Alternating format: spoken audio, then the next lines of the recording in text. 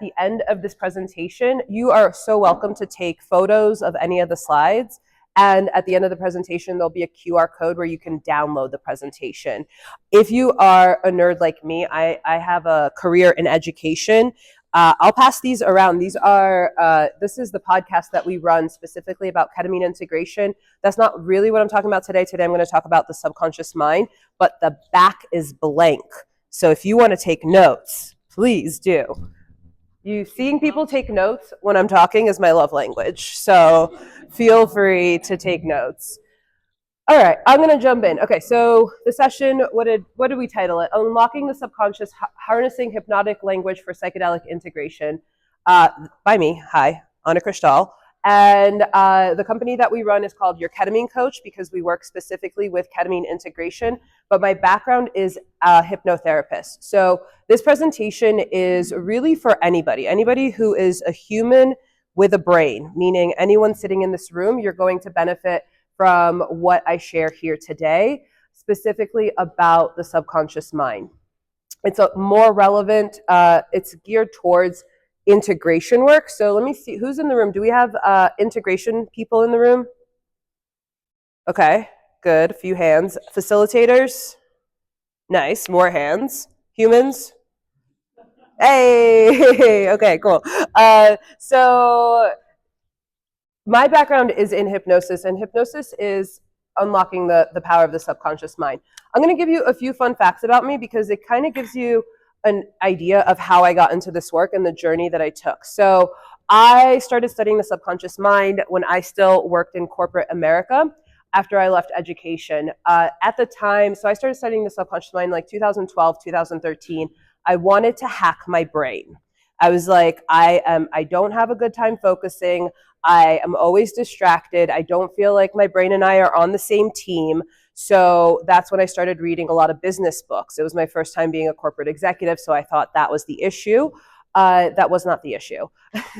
But I want to give you a background that I also have been practicing yoga for 20 years now. I've been teaching yoga since 2013. I've been meditating since 2011. And I mention that because all of these changes that I was working to make, I had tools, right? We know about the tools that we supplement psychedelic work with. I had these tools and I still could not make these changes. I struggled to get away from drinking alcohol, living as a corporate executive in New York City. That's drinking culture, right? It's happy hour culture. Could not get away from any of that. Hypnosis, finally my journey through wellness and all the stuff led me to hypnosis. And I met hypnosis and conscious psychedelic use, not so much recreational psychedelic use. Both of those came into my life in 2018, messed everything up. I've never been the same since, and it really disoriented me. And that's why I want to educate people about the subconscious mind, because most people don't understand what it is, where it lives, how to transform it, and that's what I want to kind of give you a crash course in today. So I've been doing deep transformational subconscious rewiring since 2018, and in 2021, I switched to offering for the ketamine space specifically, and we could talk more about that, not in this session. So let's do this. Let's close our eyes, as any good hypnotherapist will do. If you're not comfortable closing your eyes, just look down at the space in front of you over the bridge of your nose. Right away, let's take a big inhale through the nose. Open up the mouth, let it go. Oh, it's so good. Let's do two more. Inhale through the nose. Exhale, let it go. One more for good measure. Big inhale. And exhale. Amazing. Keeping your eyes closed for just one more moment. I want you to imagine that you are standing at the edge of a cliff, and behind you is a wildfire. So there's no turning back from this cliff. And out of desperation, out of sheer no other option, you plunge and you leap. Now, in this fantasy reality, you land in a water society. Now you live underwater. You need to figure out how to breathe underwater. You need to figure out what community you have underwater. You need to figure out how to nourish yourself. What are the foods available to you underwater? All right, big smile on the face, open your eyes. That is what we're talking about when we talk about psychedelic ceremonies, right? We often talk about the psychedelic ceremony, that leap where we leap into a different reality. But what happens when you land? What happens when you don't know how to communicate your experience to the people around you? What if you're now in an underwater society, but like your work, right? Your job, you commute to the top of the cliff. Now you need to figure out how to code switch, right? How do you talk about these experiences? How do you talk about the transformation? How do you make sure the transformation sticks, right? How do you decipher what's real and not real? That is the integration work. I've asked this question, the question I'm about to ask you, I've asked it to thousands of people, and maybe 5 people have gotten it right. What percentage of the mind is subconscious? Call it out. 80, 90, 85, 100. Can I get a 20? 95%.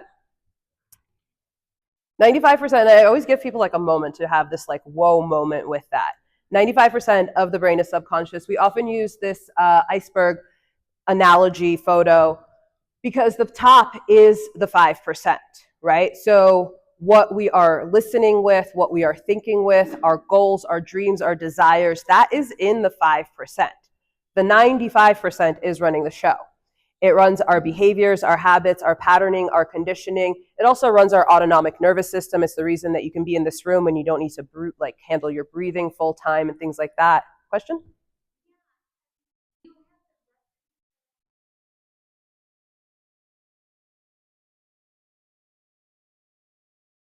There's lots of studies.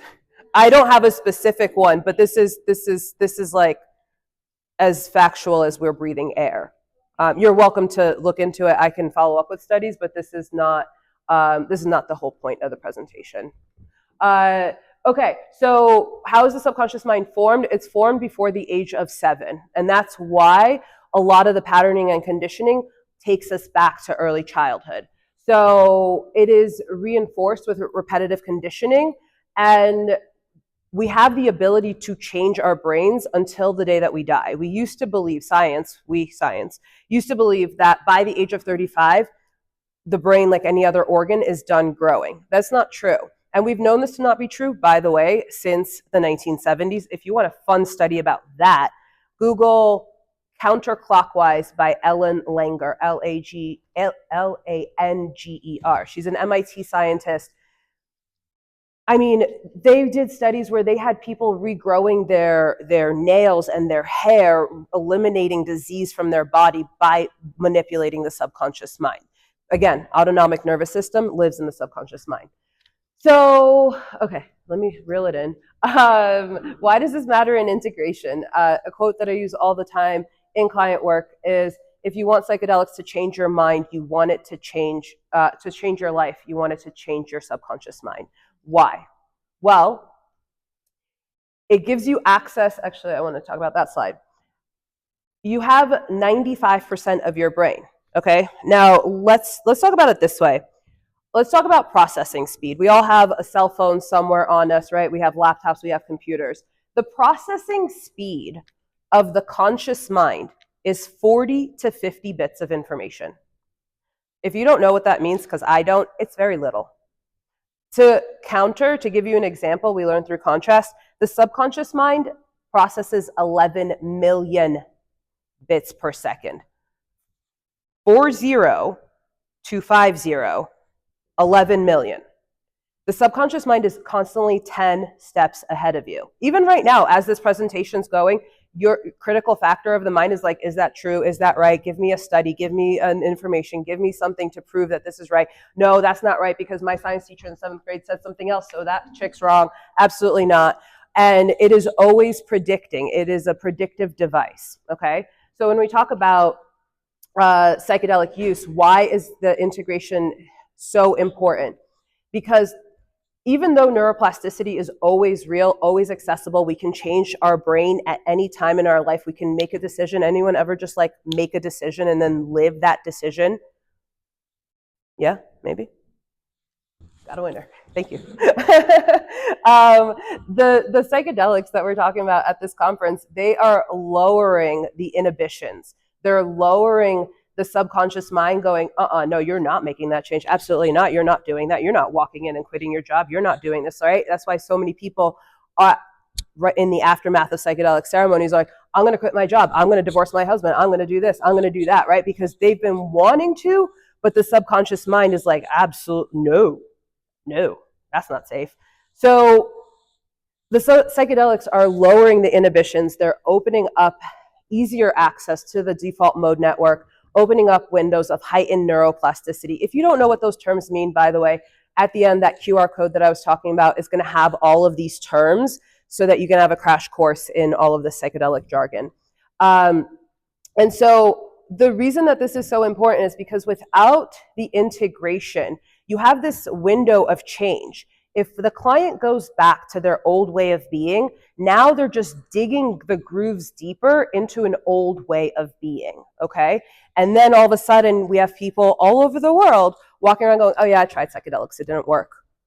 Did you go to the bar right after your ceremony? Because I know people that have done that and there's no judgment. But if I stopped drinking alcohol, that was one of my aftermaths of psychedelic use. That's really different, right? If people are coming to psychedelics with a certain goal, we need to respect that there's going to be steps towards that goal. It's not a silver bullet, and that's the integration piece. I love Albert Einstein. You cannot solve a problem with the same mind that created it, right? So if we want to get into the mind that created it, that is the subconscious mind. Okay. So great. Amazing. Yeah. Let's do it. Let's talk about the subconscious mind, right? Like, yeah, help me reprogram the subconscious mind. Here's a few things. The subconscious mind speaks a different language than the conscious mind. Why? Mostly because of how it's developed. I don't have time to get into that, but if you want to talk to me after, I'm more than happy to geek out with you on early childhood development and how the subconscious mind is formed. So it is formed early in life before the logical reasoning develops. And so it speaks a different language. So as practitioners, whether people are facilitating ceremonies, working with integration, or even you're just like talking to people that have been through psychedelics, knowing that that access to the subconscious mind needs a different language, right? Otherwise, there's literally a guardian in the subconscious mind going, you're not passing through here. But when you start speaking the language of the subconscious mind, you know, the bouncer's like, you said you're on the list? All right, okay, let's talk. So I'm going to give you 3 basic rules of the subconscious mind and the language of the subconscious mind. The first one is that it is, anyone here spend time with 5 to 7-year-olds? Yeah? Fun creatures. I love them. They are so literal. You ever tell like a 5-year-old they can't play outside? I never get what I want, right? It's like, no, just in this one moment, right? There's no logical reasoning with a 5-year-old. There's no logical reasoning with the subconscious mind. There isn't. So you need to acknowledge that with that all or nothing thinking.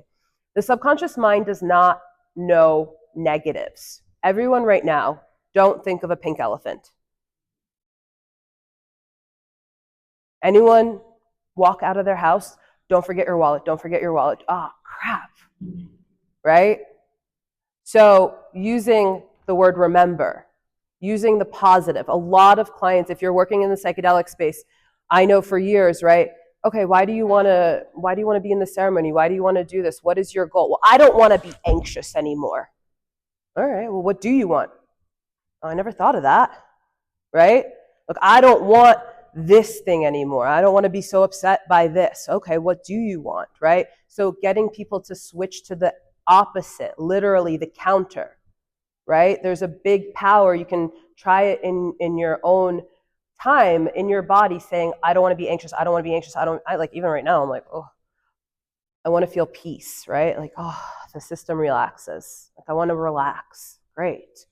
And the other thing is that the subconscious mind is always in the present moment. And that is a little bit awkward sometimes when you're learning the language of the subconscious mind, because you say, okay, you're training people to say, I'm at peace now. And they're like, that's not true. It's just like, just work with me here, okay? Because if you say, tomorrow I'll feel peace, great. Well, tomorrow I'll feel, and then tomorrow I'll feel peace, and then tomorrow I'll feel peace. And I was just always pushing it off to the next day.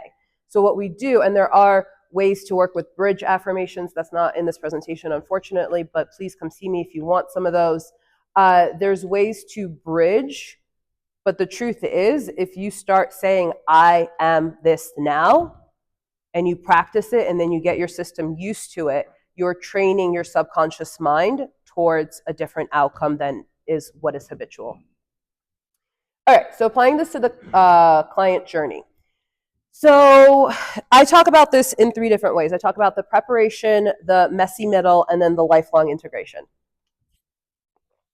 So in the preparation, again, we want to use that language, right? We want to use the language of the, here we go, of the subconscious mind. In the ketamine space where I do most of my integration work, it is really important to announce to people, hey, your life is about to change. I know that seems silly, but some people that come to the psychedelic space, they've just been on a treadmill of like one thing after another, after another, after another, right? And so to say to someone like, hey, like your life is going to change, what would that look like? What would that be like, right? And framing that in the positive tense. You want to frame the intentions with the permissive language and use those 3 basic rules. Every single client that I work with going into ceremony, I equip them with a mantra that reminds them why they're doing what they're doing. Okay? Again, it's framed in the positive language, in the present tense, and using language that the subconscious mind understands. The messy middle. I work in the ketamine space, so clients are usually going through a schedule. So they're working with like sessions of 3, 6, whatever they are. If you're a facilitator and you're working with people, you know, as if you're trip sitting, right? This is also relevant because when the default mode network is disrupted, there's disorientation. And that is when we get a lot of clients grasping, like, what does it mean? What does it mean? What does this visual mean? What does this message mean? I saw my grandparents, I saw a pirate ship, I saw this, I saw that. What does it mean, right? So just using permissive language. In my background from hypnotherapy, the number one thing that a hypnotherapist says, no matter what you say, that's right. And they're like, I'm in the depths of hell. That's right. You are, right? Like, I'm floating on a cloud and all the way up in heaven. Like, that's right. Right? Just like allowing them to have their experience and using the sensory language that helps them kind of navigate it, right? And wherever they are, just allowing them, the permissive language helps them trust the process. And then after the ceremony is complete, we want to continue applying subconscious word patterns and repatterning tools. This is the part that gets a little more technical with my background with hypnotherapy. But the integration part is lifelong. Is anyone here still processing a ceremony from 5+ years ago? 3, whatever, right? I sometimes will, like, I woke up this morning, I'm staying at a friend's place. I woke up this morning, I was like, oh shoot, I've been here, right? It's like these altered states, these unordinary states of consciousness, they will stay with us forever. And when we are working with integration, then it minimizes people going back to the medicine over and over and over. There is benefit to that as well. And really checking in with what is the intention there. All right. How did I do? What time is it? Okay, that QR code is going to take you to the slides and the cheat code. I wanted to do more education with like the terms of what is it called, of the psychedelic world. I didn't have time for that, or at least I didn't think I did. So that's all in there. If you want to stay in touch, I run a podcast. Those are the sheets that I passed out. We are educating on the subconscious mind. We are educating on the ketamine space. If you are someone who works in the ketamine space or have worked with ketamine, please talk to me. I would love to have you on the show. Right now, this podcast is specifically about ketamine. There's lots of podcasts about psychedelics. And then, yeah, those are all just my name all over the internet. Just type it in, something will come up. Yes, question. I got 15 minutes. Well, I also don't have my laptop that has all the other slides that I cut out last night. So why don't we do questions? Does anyone have any questions? Yeah. All of your integration for anything in person. I don't do anything in person right now. No, everything I do is remotely because I work in the ketamine space, so clients are doing 2 to 3 sessions a week, 1 to 3 sessions a week, and so it's minimizing their travel time. Yeah, so we meet the day after, within 2 days of after their whatever session they're doing. Yeah. Question? Yeah.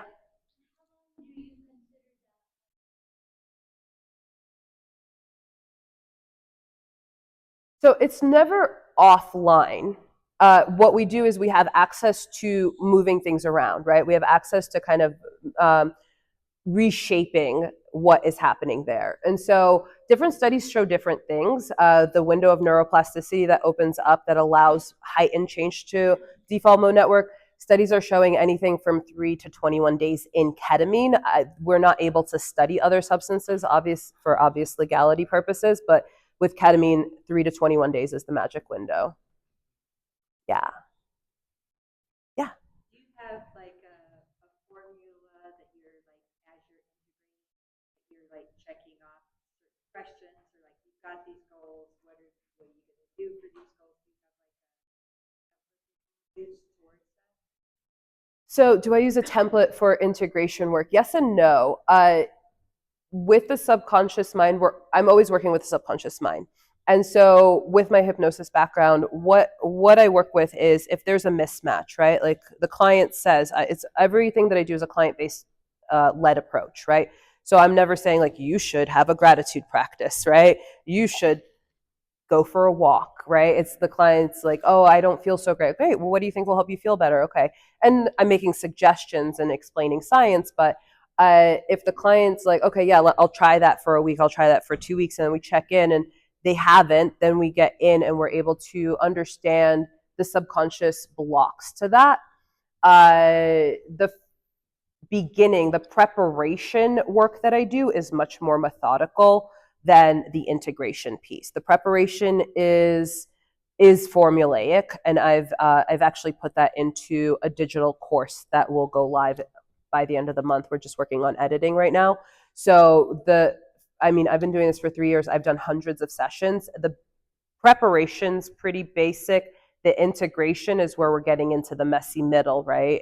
The rules of the subconscious mind is hardwired for efficiency. It's always on your side, and everything that's happening is happening for a reason, right? So if someone's like, oh, I want to leave my job, but now I can't, well, then we're able to address the belief system there, right?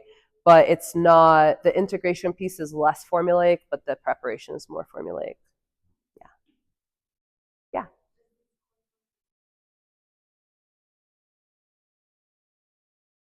Right now, it's only prep. I'm figuring out how to do the other part without training a whole bunch of hypnotherapists.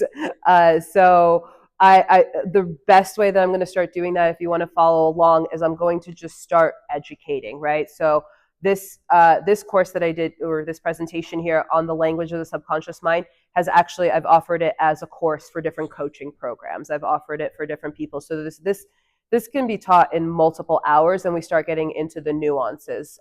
For example, fun fact, the subconscious mind does not register the word try. Try to get up, right? What did Yoda say? Do or do not, there is no try, right? So then we start getting into nuances, right? Where the client's like, oh, well, I'll try to do that. I'm like, no, you could do your best. You can put in your grade A effort, right? So the other stuff is a little more nuanced and just a little more geeking out. I wanted to present this to a wide audience. Yeah. Yeah. So when you're using, sorry, No, you're fine. when you're using that language, the hypnotic talk to the subconscious, what are like some bullet points? Like you said, it's always in the now. There is no try. Like, what are some other sort of things? Negatives. I would say like the most basic thing is paying attention to when clients are using negative words and having them do positive words. A lot of times negative talk, so don't, can't, not, is a way to skirt responsibility, right? The subconscious mind is able to get out of a responsible state with that kind of language. That's if I could leave you with one thing, it would be that. Like, getting clients to frame everything as much as possible in the positive. Yeah. Question? Very similar. I was going to ask you using that. I missed the last part. What did you say? When you talk about using yeah, so that's in the preparation work. Great question. So a mantra, I come from the yogic space, as I mentioned in the beginning. So a mantra in Sanskrit translates to mind vehicle. Okay, I love imagining like a little toy car taking my mind to a certain place. So what we do in the preparation session is we boil down the desired outcome, and we put that into present tense, positively framed, completely direct language, and that is their mantra, right? So I want to feel peace. I'm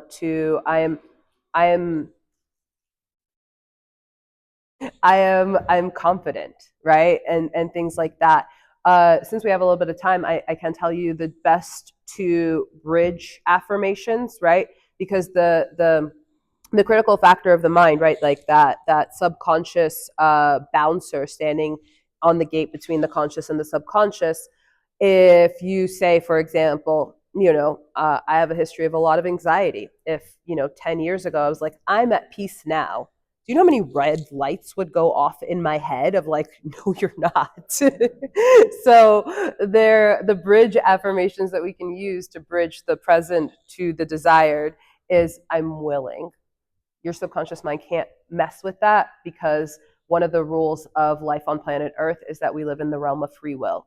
So if you say, I'm willing to feel peace now, right? Or the second one is, I'm in the process. I'm in the process of feeling peace now. And that is a way to bridge the present to the desirable. If the subconscious mind is like, you're a freaking liar. You haven't felt peace since the day you were born. Any more questions? Yeah.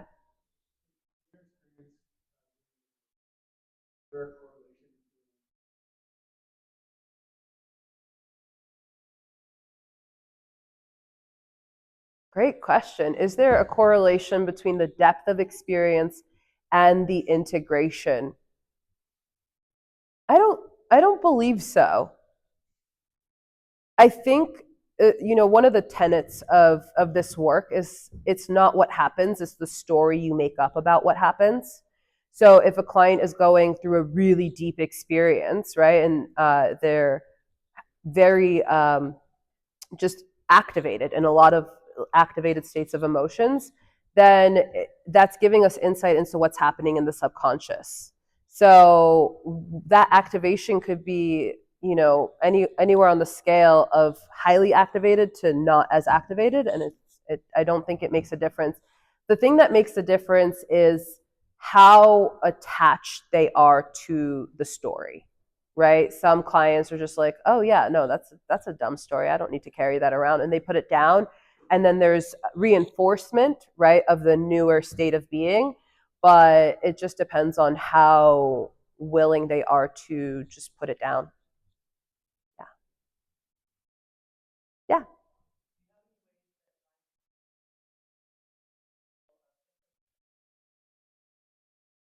Oh, great question. So I run actually on my website. This QR code takes you to my website. On the top, there's what is it called? Mental hygiene moments. No, there's a hypnosis library.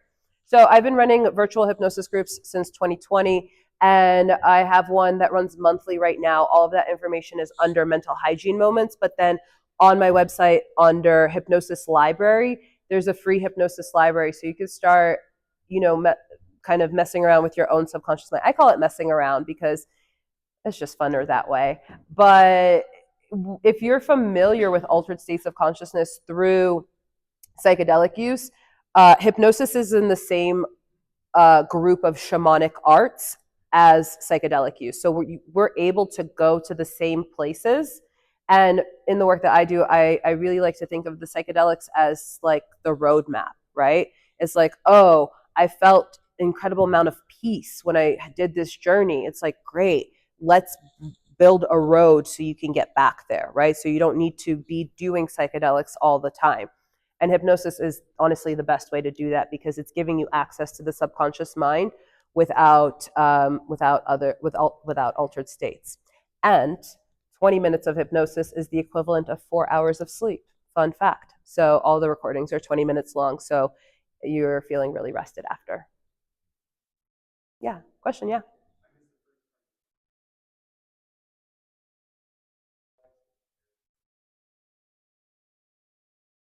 I'm using hypnosis right now. Yeah, I do. Especially with clients who are open to it. So the hypnosis, a lot of times when we think of hypnosis, because of the media, we think of swinging clocks and like clucking chickens and just like weird stuff. Happy to talk about the history of that. It's fun. Uh, but what hypnosis is it's intentionally entering the subconscious mind, right? The default network, all of that. And so when I was studying hypnosis, what I was studying in the beginning was traditional trance work, right? That's when I had everyone close their eyes, take a few deep breaths, get relaxed, right? The way that we get into hypnosis is by relaxing. So that's not the only way to use hypnosis. Using hypnotic language is another way. So framing everything in the positive. At this point, I mean, I've been a hypnotherapist for 6 years, studying the subconscious mind for 11. At this point, it's just what I do. I don't actually know how to talk any other way at this point. So it's different levels of hypnotic language. But yeah, I use hypnotic language with clients all the time. And some that are open to it, we'll do a closed eye exercise. Yeah. So I'm assuming then, positive, that if you use negative words in an affect somebody's integration negatively as a facility. Yes. Or using guides and integration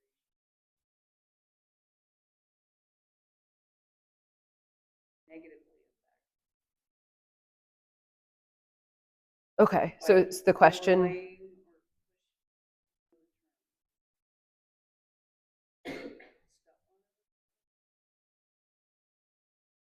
Right. So the question is using negative language affecting the client's experience while they're in ceremony? Or even after. Or even after? It's a great question. I think it depends on how it's used. I use negative language, but I use it really intentionally. I use words like try all the time, and it's an inner joke in my head. I'm like, oh yeah, I'll try to do that, and in my head I know that I'm saying no. But yeah, it's just fun. Again, I'm in the fish. I have to go on land sometimes. Is use of negative language going to affect the client's experience? I don't think so. Honestly, I think I think using hypnotic language helps to make it more effective. But I really believe above anything else, I believe in divine timing and divine purpose. And I believe that if you're sitting in this room as a facilitator, you want to be the best facilitator. And so therefore you are doing the best that you can, right? And as you learn more, you do better. And so I wouldn't worry about, as long as you're like, no, you're not on a pirate ship right now. Just using permissive language, I think, is the goal. Yeah.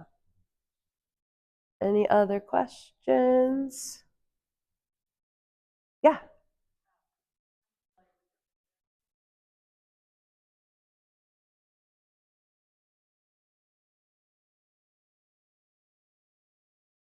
Not enough. We still think hypnosis is swinging clocks and outsourcing our free will. We think people can program our minds without our permission. Um, I've done journeys personally, combining hypnosis with psychedelics, and I've never seen things move faster in my life, especially in the ketamine space. Ketamine's a dissociative, right? The body keeps the score. Our subconscious mind is holding the programming in our issues are in our tissues. So if using something like a dissociative that takes us out of our body, all of a sudden our faculties are lowered and we're much more suggestible. So I'm actually in the process of, I just got really cool new software. I'm nerding out, where I will be making subliminals so that you don't hear the text underneath, but the subconscious mind is listening to the subliminal audios, and having clients take that into journeys. I need guinea pigs, so stay in touch. Yeah, please stay in touch. I'm like super excited about this because there's ways to speed up the psychedelic healing. Time's up. I'm around for the rest of the day, so if you have any questions, please come see me. Thank you all for being here. Thank you.